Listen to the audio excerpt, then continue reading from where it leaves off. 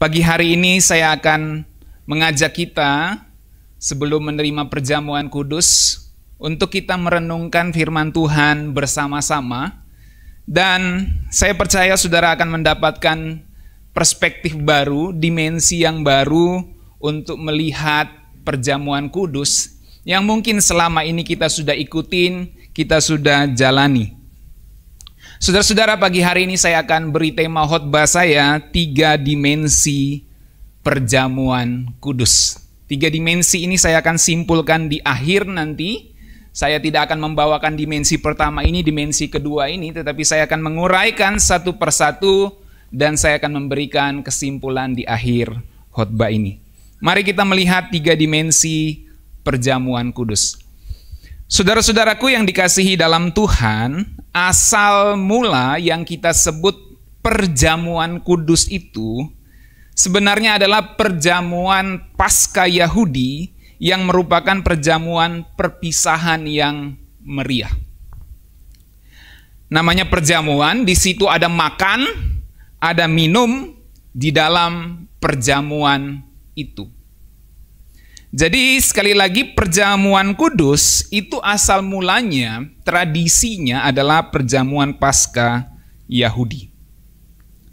Kita perlu mengerti dalam tradisi Yahudi ada 2 hari raya yang berdekatan. Yang pertama Paskah. Paskah itu mengingatkan orang Israel pada malam yang diperingati ketika malaikat kematian melewati rumah-rumah orang Israel di Mesir. Kita tahu di Tulah ke-10 anak sulung bangsa Mesir mati. Dan ketika orang Israel mengoleskan darah anak domba di pintu rumahnya, palang pintu rumahnya, maka malaikat maut melewati bangsa Israel. Dan kemudian mendatangi rumah-rumah orang Mesir. Peristiwa Paskah, Passover atau melewati inilah yang kemudian diperingati sebagai Paskah oleh orang Yahudi itu, saudara. Malaikat maut melewati mereka. Lalu ada hari raya roti tidak beragi yang berdekatan dengan Paskah itu. Nah, hari raya roti tidak beragi itu memperingati keluarnya mereka dari Mesir dengan terburu-buru. Serta memperingati 7 hari yang pertama dari peristiwa keluarnya orang Israel dari Mesir. Jadi waktu itu saat anak sulung bangsa Israel, bangsa Mesir itu mati, orang Mesir itu panik. Mereka tahu 10 tulah sudah terjadi dan tulah ke-10 ini benar-benar menakutkan dan menggemparkan mereka di Mesir. Sehingga mereka bilang, "Oke lah, pergi aja bangsa Israel seperti permintaan kalian. Pergi saja." Dan karena mereka sudah seperti dalam tanda kutip diusir, pergi cepat-cepat, maka mereka pergi dengan terburu-buru juga. Jadi tidak ada bekal roti beragi yang bisa disiapkan. Sehingga mereka harus membuat roti yang tidak beragi karena itu cepat. Saudara yang tahu buat roti ngerti. Kalau roti beragi itu harus nunggu adonannya ngembang.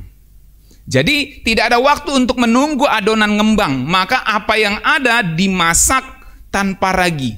Untuk bekal perjalanan, dan selama perjalanan 7 hari pertama mereka memakan roti tidak beragi. Karena itu berdesak-desakan, berburu-buruan dengan orang Mesir, saudara. Jadi itulah hari raya roti tidak beragi. Sekarang saudara mulai melihat ada simbol awal di sini. Darah anak domba yang dicurahkan itu Paskah, Passover. Dan ada roti yang tidak beragi. Itulah kemudian yang menjadi lambang darah dan tubuh Tuhan. Mulai dapat gambaran? Mari kita lihat lagi.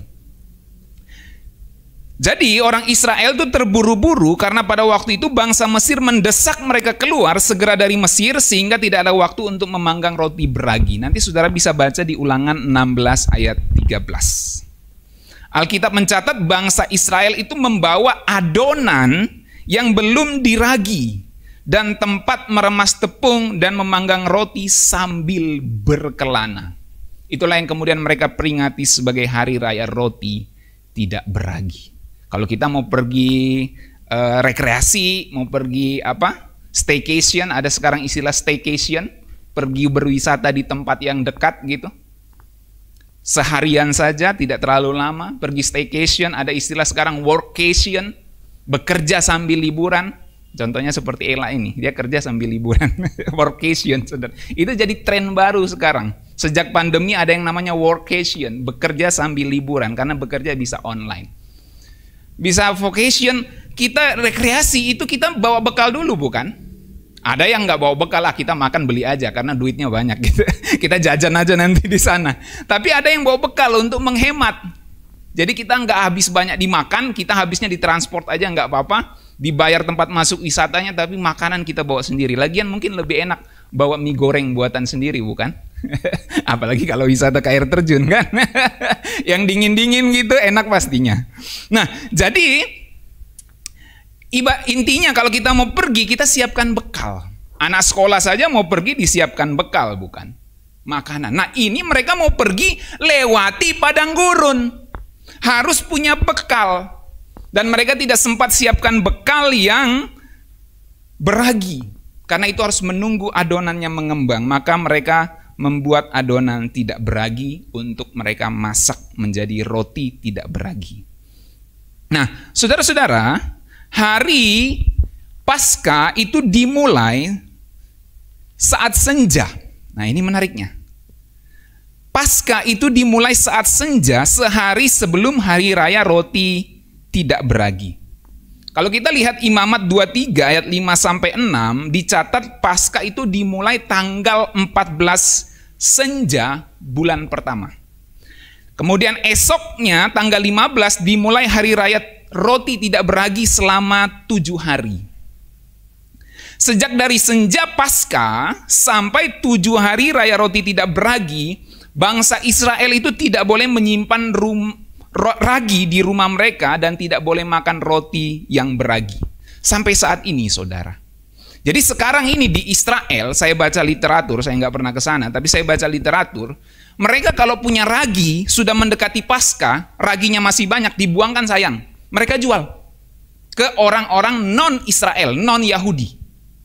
Non-Yahudi, bukan Israel kan sekarang jadi negara, jadi ke orang non-Yahudi. Mereka jual ragi itu. Dan dijualnya itu pun tidak sembarangan. Harus melalui rabi, ada aturannya gitu. Jadi ribet juga ya jadi orang Yahudi ya. Sampai sekarang saudara. Kalau mereka punya ragi di rumah karena karena biasanya mereka manggang roti pakai ragi, tapi sudah mau dekat Paskah, tidak boleh ada ragi di rumah mereka. Maka ragi-ragi itu harus disingkirkan. Kalau yang kaya mungkin buang aja biar banyak. Tapi kan sayang. Bisa dikasih orang, kalau yang otaknya bisnis ya didagangkan, dijualkan.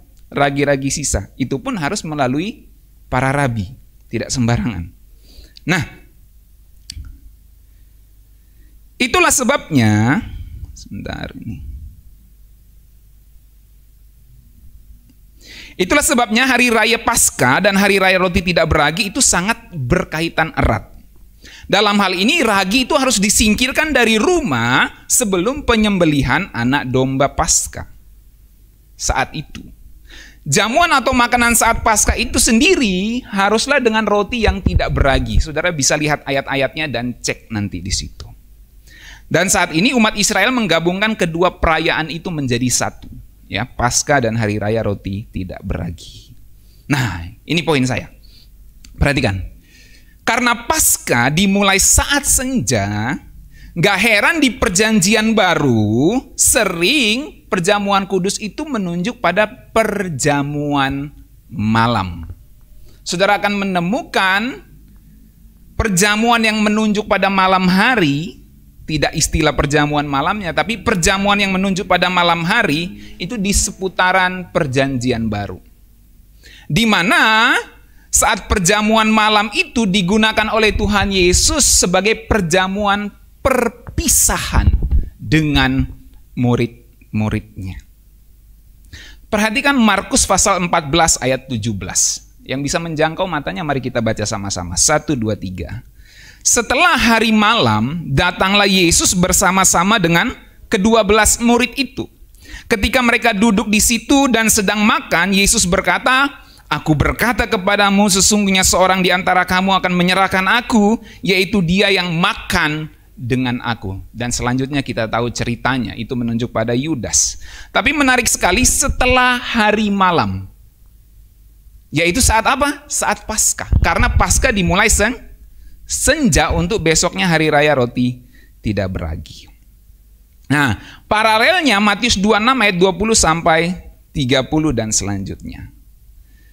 Dalam Lukas 22 ayat 13, saudara perhatikan, maka berangkatlah mereka dan mereka mendapati semuanya seperti yang dikatakan Yesus kepada mereka, lalu mereka mempersiapkan Paskah. Ketika tiba saatnya Yesus duduk makan bersama-sama dengan rasul-rasulnya, katanya kepada mereka, aku sangat rindu makan Paskah ini bersama-sama dengan kamu sebelum aku menderita. Jadi malam itu adalah malam makan Paskah. Setelah senja itu, dan Tuhan Yesus rindu makan itu sebelum dia menderita. 1 Korintus 11 ayat 23, perhatikan lagi ayat ini. Sebab apa yang telah kuteruskan kepadamu telah aku terima dari Tuhan, yaitu bahwa Tuhan Yesus pada malam waktu ia diserahkan.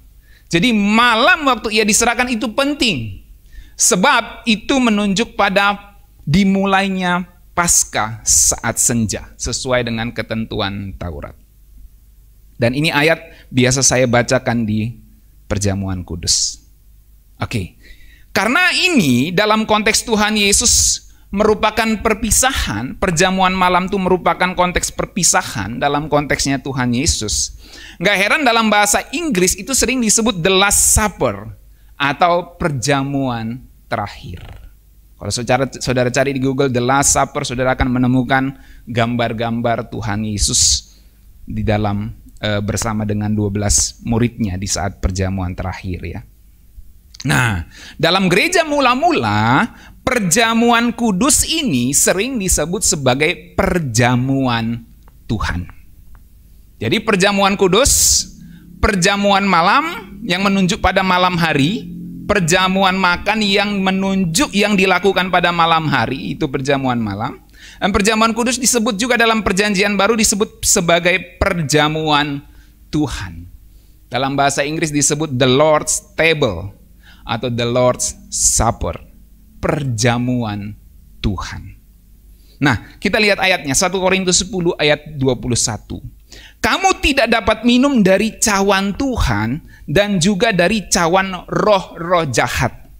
Kamu tidak dapat mendapat bagian dalam perjamuan Tuhan dan juga dalam perjamuan roh-roh jahat. Jadi ada kata perjamuan Tuhan di situ, saudara. Kemudian 1 Korintus 11 ayat 20. Apabila kamu berkumpul, kamu bukanlah berkumpul untuk makan perjamuan Tuhan. Ini Rasul Paulus sedang menegur jemaat di Korintus. Kamu mengadakan perjamuan kudus tanpa rasa hormat, itu intinya. Jadi dia kasih tahu kalau kamu berkumpul untuk makan perjamuan Tuhan, tapi kamu sembrono. Itu maksud inti ayat itu, saudara ya. Jadi perjamuan Tuhan, ada kata itu, saudara. Nah, perjamuan kudus disebut sebagai perjamuan Tuhan itu untuk menghayati perjamuan Paskah Tuhan Yesus bersama murid-muridnya. Makanya disebut oleh gereja mula-mula perjamuan Tuhan, the Lord's Table. Sekarang saudara sudah mengerti istilah perjamuan kudus yang kemudian kita gunakan, Holy Communion dalam bahasa Inggrisnya, yang kita gunakan di gereja-gereja saat ini. Dalam bahasa yang biasa disebut oleh orang Katolik Ekarisiti, ya. Lalu kemudian ada istilah perjamuan malam, perjamuan yang menunjuk pada malam hari karena Paskah dimulai saat senja dan Tuhan Yesus makan malam bersama muridnya, itulah yang disebut perjamuan malam itu. Lalu dalam gereja mula-mula sejarahnya disebut sebagai perjamuan Tuhan. Untuk memperingati perjamuan yang Tuhan Yesus lakukan, yaitu perjamuan Yahudi, Paskah, tetapi kemudian gereja mula-mula memakainya dengan kata perjamuan Tuhan, the Lord's Table itu, meja Tuhan, the Lord's Supper, perjamuan Tuhan. Itu digunakan term itu, istilah itu untuk menunjuk pada perjamuan yang dilakukan Tuhan Yesus saat malam ia makan bersama murid-muridnya sebagai malam perpisahan. Oke, sekarang saudara sudah dapat itu. Sekarang mari kita lihat soal tubuh atau daging dan darah yang berkaitan dengan perjamuan juga. Nah, saudara-saudara, di dunia kuno saat ada pembicaraan daging dan darah, itu ada pemikiran adanya kematian dengan kekerasan. Jadi ketika kita bicara daging dan darah, maka bisa ada pemikiran adanya kematian dengan kekerasan. Gak heran perjamuan kudus tidak bisa lepas dari salib Kristus. Saat kita perjamuan kudus bisa ada lagu salibnya, salibnya. Karena apa? Salib itu kematian dengan kekerasan. Tempat orang disiksa begitu keras, bahkan sejarah menunjukkan itu salah satu hukuman yang paling sadis di zaman kerajaan atau kekaisaran Romawi. Dan salib itu tempat di mana Tuhan Yesus mati dengan mengalami kekerasan yang dilakukan oleh bangsa Romawi. Untuk menggenapi firman Tuhan, dia diperlakukan tidak benar oleh bangsa-bangsa. Jadi pasukan Romawi itu juga dari berbagai bangsa, saudara, bukan cuma orang Romawi. Ya. Dan orang Yahudi sendiri juga melakukan kekerasan kepada Tuhan Yesus. Tetapi Tuhan Yesus menyerahkan dirinya untuk mendapat semua kekerasan itu. Itu catatannya, saudara. Dari situlah kita kemudian memahami bahwa kekerasan yang dialami Tuhan Yesus itu sebagai pengorbanannya dia untuk kita semua. Dalam Lukas pasal 22 ayat 19, firman Tuhan katakan, mari kita baca bersama. 1, 2, 3. Lalu ia mengambil roti, mengucap syukur, memecah-mecahkannya dan memberikannya kepada mereka, katanya, inilah tubuhku yang diserahkan bagi kamu. Perbuatlah ini menjadi peringatan akan aku. Inilah tubuhku yang diserahkan bagi kamu. Diserahkan dengan cara kekerasan. Melalui kekerasan ini, melalui penganiayaan, siksaan ini, aku menyerahkan tubuhku bagi kamu. Inilah tubuhku, dagingku yang dipecah-pecahkan bagi kamu. Ayat 20, demikian juga dibuatnya dengan cawan sesudah makan. Ia berkata, cawan ini adalah perjanjian baru oleh darahku yang ditumpahkan bagi kamu. Darah yang tertumpah menunjukkan adanya kekerasan, adanya penyiksaan, adanya penganiayaan kepada seseorang, saudara. Sampai di sini kita melihat bahwa dalam sejarah perjamuan kudus ada perpisahan. Lalu ada juga pengorbanan. Tetapi perjamuan kudus tidak berhenti di situ. Perjamuan kudus juga memiliki makna misi, pengucapan syukur, persekutuan, dan perjumpaan. Dalam 1 Korintus 11 ayat 26 firman Tuhan katakan, sebab setiap kali kamu makan roti ini dan minum cawan ini, kamu memberitakan kematian Tuhan sampai ia datang. Menarik ya, kita lakukan perjamuan, kita memberitakan kematian Tuhan sampai ia datang. Artinya apa yang kita makan dan minum nanti bukan sekedar makan dan minum ritual.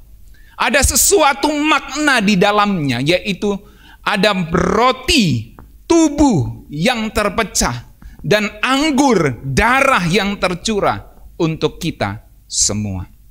Itulah yang disebut memberitakan kematian Tuhan sampai ia datang. Sehingga perjamuan kudus itu bukan hanya memiliki makna perpisahan dan pengorbanan, tetapi perjamuan kudus juga memiliki makna misi. Ketika kita melakukan perjamuan kudus, secara otomatis kita memperingati atau kita melakukan misi secara sederhana, yaitu memperingati kematian Tuhan untuk diri kita sendiri dan dalam persekutuan bersama jemaat sekalian. 1 Korintus 10 ayat 16 dicatat lagi. Bukankah cawan pengucapan syukur? Perhatikan, cawan pengucapan syukur. yang atasnya kita ucapkan syukur adalah persekutuan dengan darah Kristus? Jawabannya iya. Bukankah roti yang kita pecah-pecahkan adalah persekutuan dengan tubuh Kristus? Jawabannya iya. Karena roti adalah satu, maka kita sekalipun banyak adalah satu tubuh. Karena kita semua mendapat bagian dalam roti yang satu itu. Jadi saudara perlu melihat dimensi perjamuan kudus ini. Bahwa ketika kita melakukan perjamuan kudus, kita sedang diikat sebagai satu keluarga, satu komunitas yang mempercayai Kristus yang mati dan bangkit. Kristus yang berkorban untuk kita semua. Amin. Itu sebabnya perjamuan kudus harus dilakukan dengan rasa hormat. Sebab ini melambangkan pengorbanan Tuhan dan persekutuan kita di dalam Tuhan. Bentuk pengucapan syukur kita dalam persekutuan dengan tubuh dan darah Tuhan ini, bentuk pengucapan syukur kita dalam persekutuan dengan tubuh dan darah Tuhan ini harus kita ekspresikan dengan menyingkirkan ragi lama, yaitu dosa dan kejahatan. Jadi kalau kita mengucap syukur di dalam perjamuan Tuhan dan memperingati persekutuan kita sebagai orang yang percaya kepada Tuhan Yesus, maka itu harus diekspresikan, ditunjukkan, dibuktikan dalam kehidupan kita dengan menyingkirkan dosa dan kejahatan.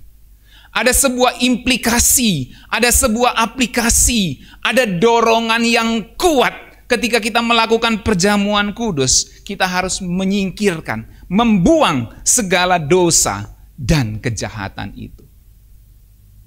Sehingga saat kita melakukan perjamuan kudus, kita diingatkan betapa kita ini orang berdosa.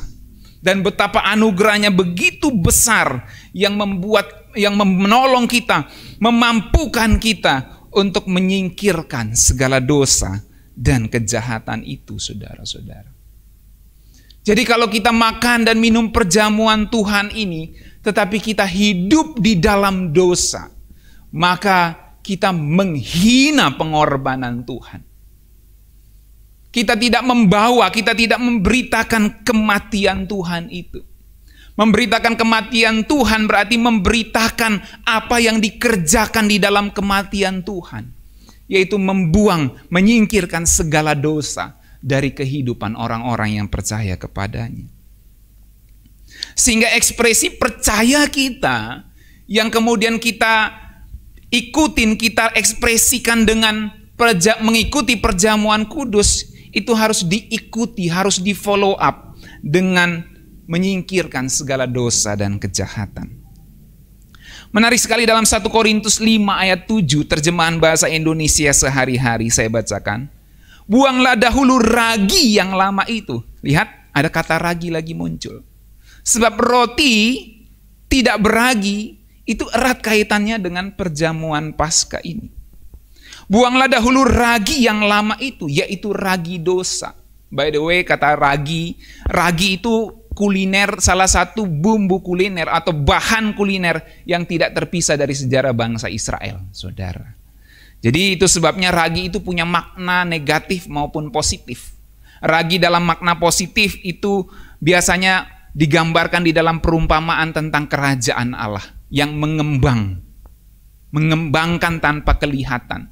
Tapi ragi dalam makna negatif itu menunjuk pada ajaran Herodes, ajaran Farisi atau spirit Herodes yang licik, ajaran Farisi, ajaran Saduki, dan lain-lain, saudara. Yang merupakan ajaran yang salah dan sesat. Itulah yang disebut ragi. Nah, firman Tuhan katakan di sini, di dalam simbol ini, buanglah dahulu ragi yang lama, yaitu ragi dosa, supaya kalian menjadi seperti adonan yang baru, bersih dari ragi dosa yang lama. Dan saya tahu bahwa kalian memang demikian, sebab perayaan Paskah kita sudah siap. Karena Kristus yang menjadi sebagai domba Paskah kita sudah dikurbankan. Jadi mari kita merayakan pesta kita itu dengan roti yang tidak beragi, yaitu roti yang melambangkan kemurnian dan semua yang berkenan di hati Allah. Jangan kita merayakan pesta Paskah itu dengan roti yang mengandung ragi yang lama, yaitu ragi dosa dan kejahatan. Jadi kalau kita memperingati atau mengadakan perjamuan kudus, kita diingatkan dimensi perjamuan ini. Bahwa dimensi present dari perjamuan ini adalah dimensi kita harus meninggalkan dosa dan kejahatan. Bukan hanya mengenang, bernostalgia dengan dimensi masa lalu bahwa Tuhan sudah berkorban untuk kita. Tapi apa akibatnya?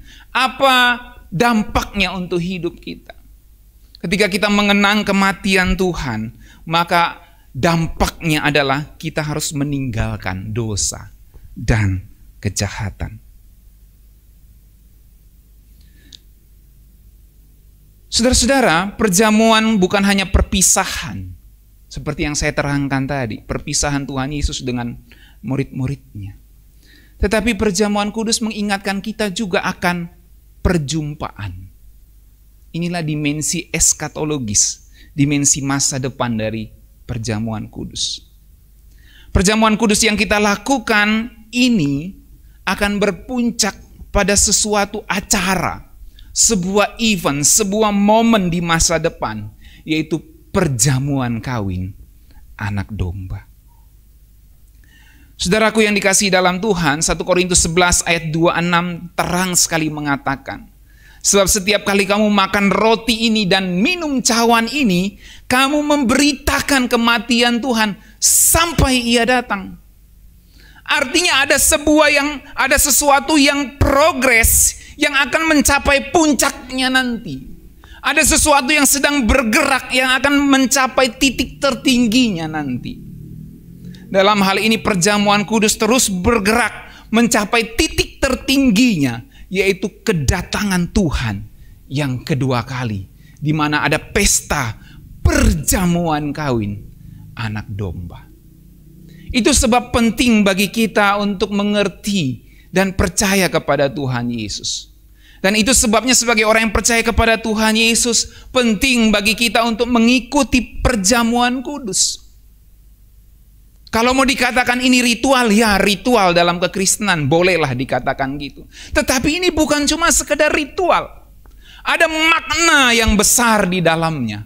Makna yang progresif, yang terus bergerak mencapai puncaknya, yaitu perjamuan kawin anak domba.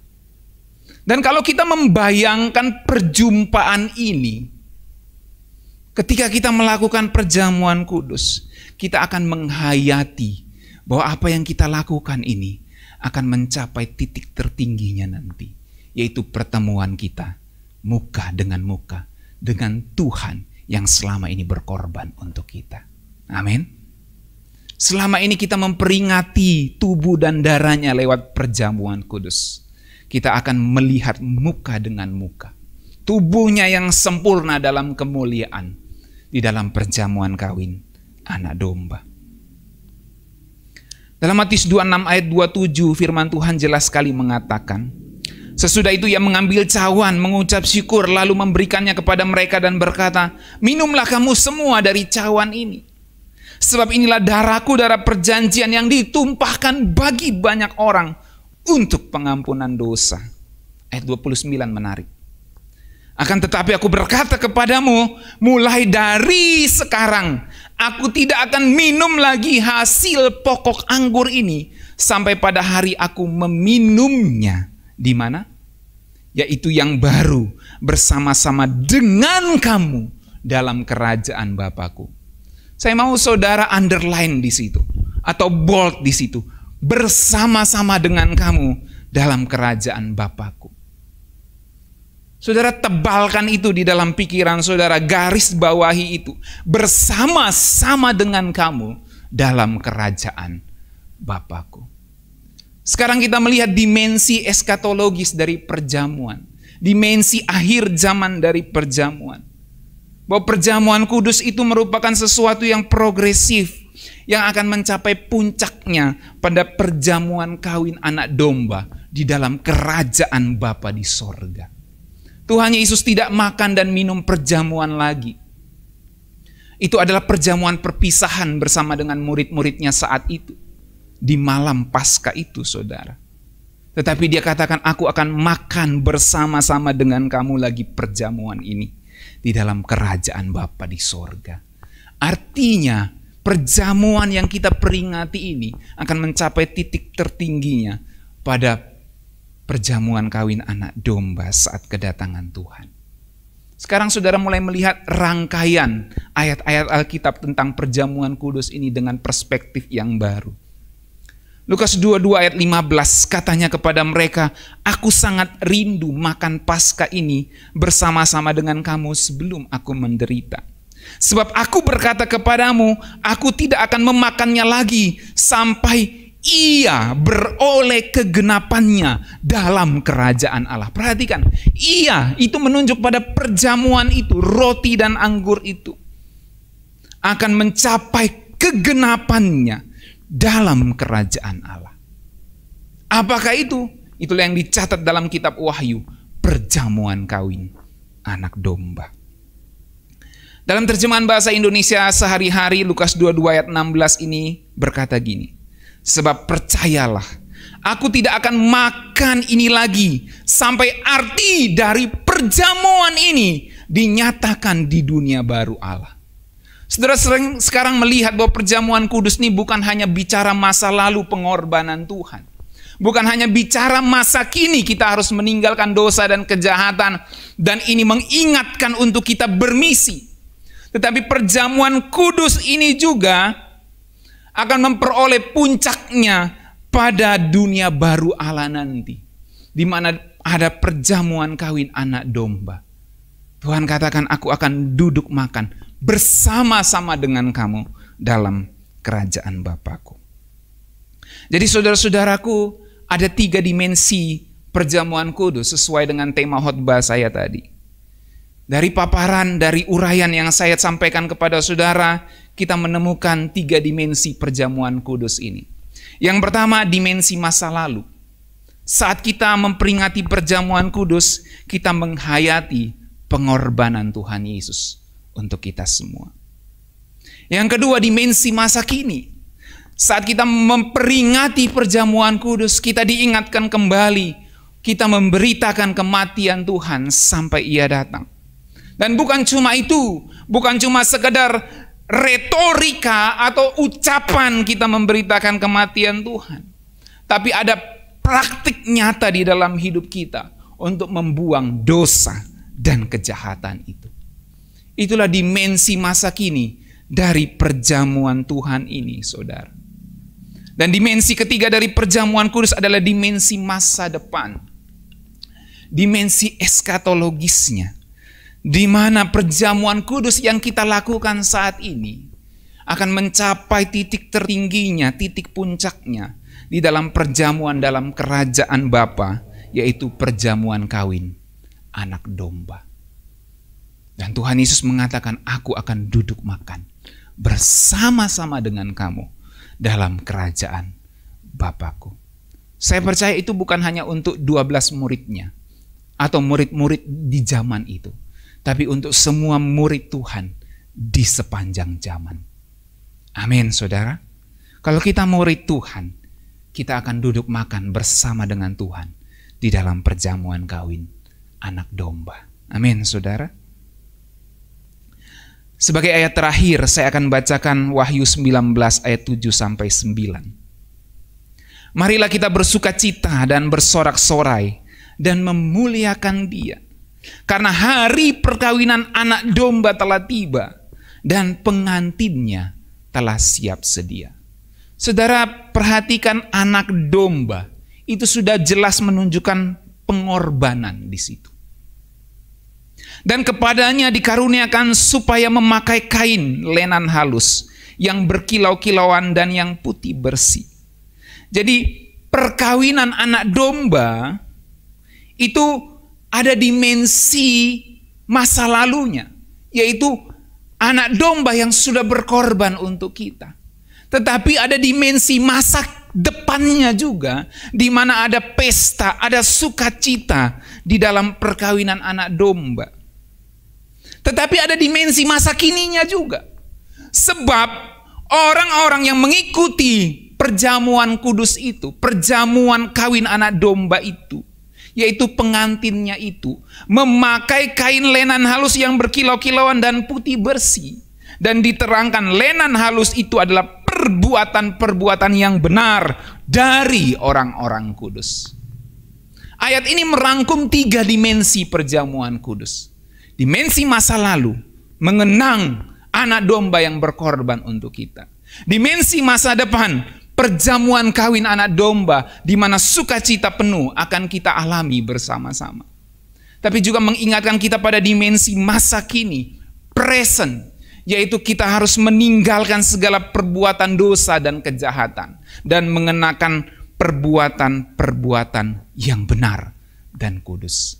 Sebab itu akan menjadi jubah kita nanti di dalam perjamuan kawin anak domba.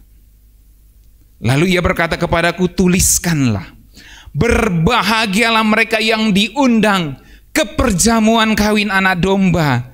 Katanya lagi kepadaku, perkataan ini adalah benar, perkataan dari Allah. Saudara mau bertemu dengan Tuhan dalam perjamuan kawin anak domba, amin? Saya mau. Bagaimana dengan kita? Mari kita berdoa. Bapa kami di sorga, kami berterima kasih untuk renungan kebenaran firman-Mu yang mengingatkan kami, yang memberikan kami perspektif baru untuk kami melihat perjamuan kudus. Selama ini mungkin kami mengikuti perjamuan kudus tanpa perspektif masa depan, bahkan mungkin tanpa perspektif masa kini. Kami hanya mengingat Tuhan yang berkorban untuk kami, tapi kami tidak memiliki aplikasi, tidak memiliki ekspresi untuk mengenang, menghayati perjamuan Tuhan itu, dengan menunjukkannya lewat perbuatan hidup kami yang meninggalkan dosa dan kejahatan. Ampuni kami, Tuhan Yesus. Dan kami bersyukur kami boleh diingatkan bahwa apa yang kami lakukan bukan sekedar ritual, tetapi merupakan sebuah perintah yang Tuhan minta kepada kami. Sebab ini mengandung makna yang progresif, di mana kami akan menikmati perjamuan Tuhan dalam perjamuan kawin anak domba. Saat Tuhan Yesus datang kedua kali dan membawa kami masuk di dalam kerajaan Bapa di langit baru dan bumi yang baru. Bapa di sorga, kami berterima kasih karena kami melihat, dapat menghayati perjamuan Tuhan ini bukan hanya dari perspektif masa lalu, bukan hanya dari dimensi masa lalu, tapi dari dimensi masa kini dan masa depan. Dan biarlah kami semua dapat mengingat perjamuan ini bukan hanya dengan penghayatan yang mengingat pengorbanan Tuhan, tapi dengan sukacita bahwa satu kali kelak Tuhan akan menjemput kami untuk masuk dalam perjamuan kawin anak domba dalam kerajaan Bapa di sorga. Penuhi kami semua dengan sukacita, penuhi kami semua dengan pengharapan ini ketika kami akan menikmati perjamuan Tuhan ini. Kami bersyukur untuk firman-Mu, Bapa, di dalam nama Tuhan Yesus kami berdoa. Haleluya. Kita semua yang percaya katakan, amin.